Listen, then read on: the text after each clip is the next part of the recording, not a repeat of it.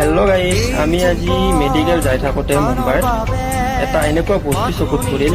তো সেইটো কি বস্তু আপোনালোকক কৈ আছোঁ।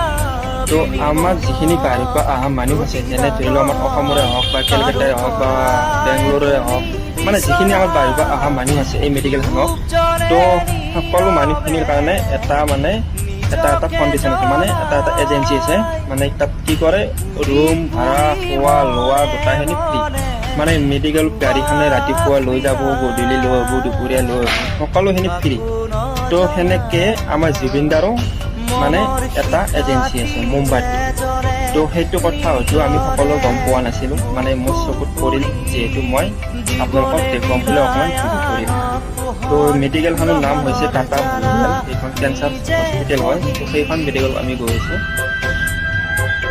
তো এটা কথা ক'ম, মানে জুবিন দাই জীয়াই থাকোঁতে মানে কিমান কাম কৰি থৈ গৈছিল আমি হয়তো গম পোৱা নাছিলোঁ। এতিয়া আমি লাহে লাহে সকলোখিনি গম পাম। যেনে ধৰি লোৱা আজি মই গম পাইছোঁ, মানে বাৰীত অহাৰ লগে লগে মানে গাড়ীখন দেখি পেলাই মই ইটো সিটো সোধাতে গম পালোঁ কথাখিনি ক'লা।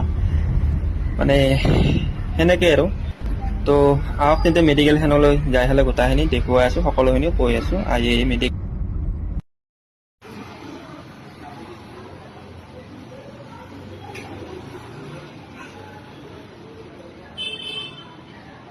চাওঁ, আহি ফাইনেলি মেডিকেল পালোঁ। অকণমান আছে।